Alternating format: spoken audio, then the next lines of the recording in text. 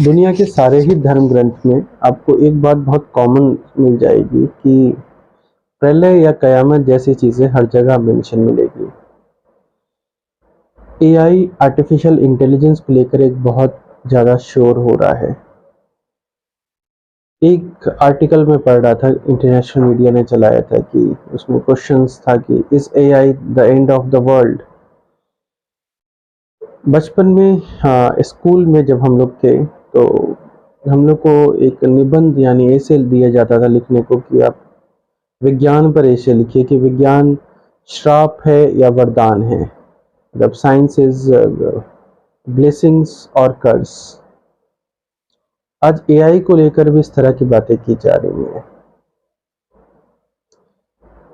बहुत हद तक अगर हम देखें, अभी कुछ दिन पहले भारत में एक बड़े नामी जर्नलिस्ट का वीडियो वायरल हुआ था कि वो शराब पीकर टीवी टेलीविज़न पर आकर बातें कर रहे हैं। वीडियो बहुत तेज़ी से वायरल हुआ, बहुत सारे लोग इसको समझ नहीं पाए कि ये था क्या। फिर बाद में पता चला कि ये वीडियो पूरा का पूरा फेक है, फेक नहीं बल्कि डीप फेक है। एक शब्द है deep fake. Deep fake technology का ही एक वरदान कहिए या श्राप कहिए। जब कोई वीडियो या कोई भी ऐसे जो कंटेंट है, पिक्चर्स हैं, वो इस तरह से अल्टर्ड किए जाएं कि सामने वाले को पता ही ना चले कि वो किस तरह से वो एडिटेड हैं, तो डीप फेक की कैटेगरी में आते हैं। मतलब आप असली और नकली में पता ही नहीं लगा सकते कि डीप फेक क्या है। आजकल बहुत सारे लोग स्टेटस शेयर कर रहे हैं, उसमें एक स्टैटिक पिक्चर है और उसमें वो बोलते हुए दिखा दे रहा है। इवन लोगों ने महात्मा गांधी के भी फोटो को उस तरह से बना दिया है। महात्मा गांधी नोट पर हैं और बात कर रहे हैं, दे आर टॉकिंग समथिंग।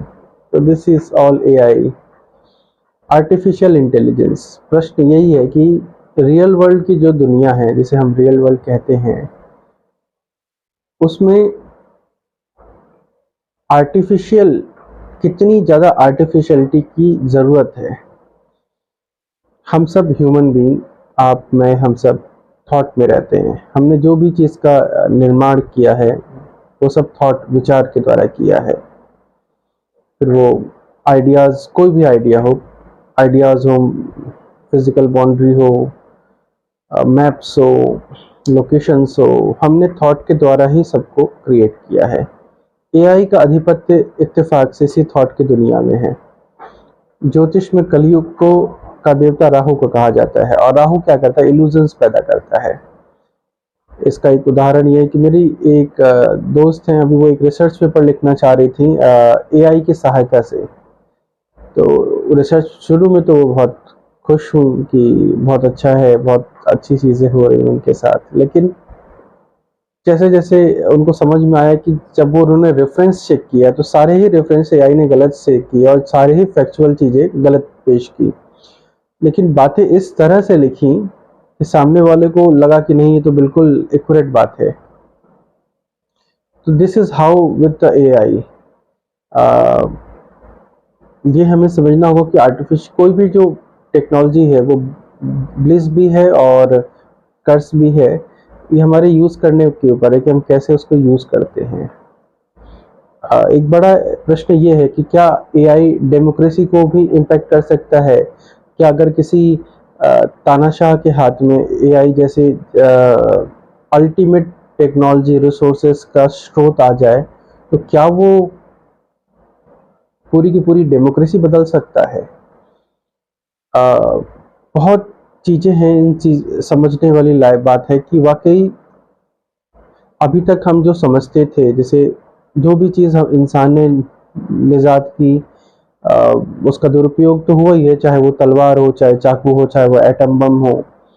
अब कुछ चीज़ें अच्छे के लिए भी इसका इस्तेमाल हुआ है, लेकिन अभी तक जो एक अच्छी बात थी इस फैक्टर में ये थी कि तलवार या चाकू या बंदूक या फिर एटम बम, इनके पास अपनी सोचने और समझने की कोई क्षमता नहीं थी। बट एआई, आर्टिफिशियल इंटेलिजेंस, हम एक तरह से एक मशीन को, कंप्यूटिंग को हम इतनी ताकत दे रहे हैं कि वो खुद से सोच सकती है, खुद से समझ सकती है और खुद से डिसीजन ले सकती है। अब ये उसकी जो भी उसको कंट्रोल कर रहा है उसके हाथ में है कि उसको उस डिसीजंस को वो कैसे इम्पैक्ट कर सके।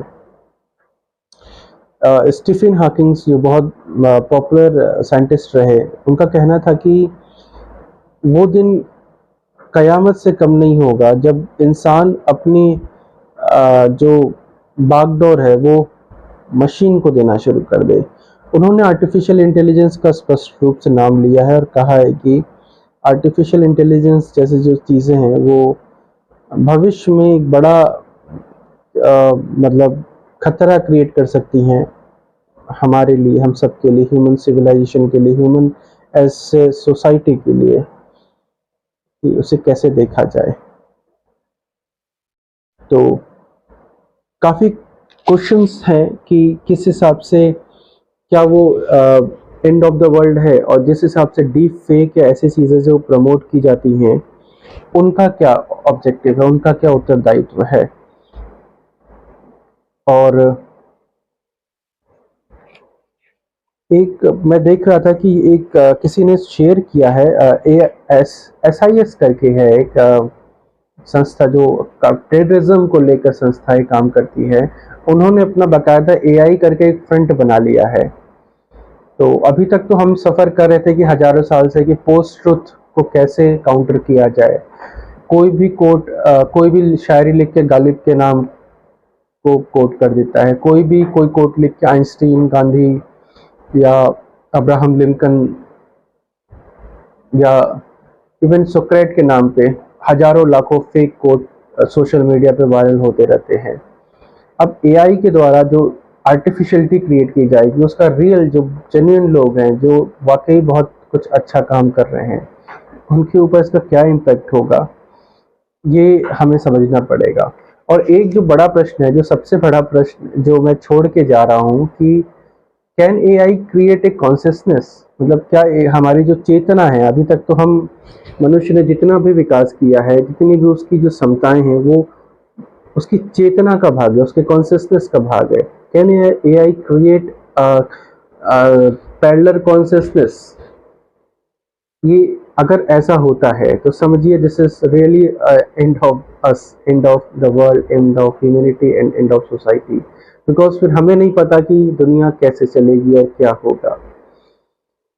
यकीनन AI ने बहुत सारे लोगों को अनएम्प्लॉयबिलिटी और इस तरह की चीज़ों पर सवाल तो खड़े कर ही दिए हैं, लेकिन सोचने का विषय है ये। मैंने 2019 में इस पर एक आर्टिकल लिखा था कि बीमारी या युद्ध से नहीं, AI से है खतरा। तो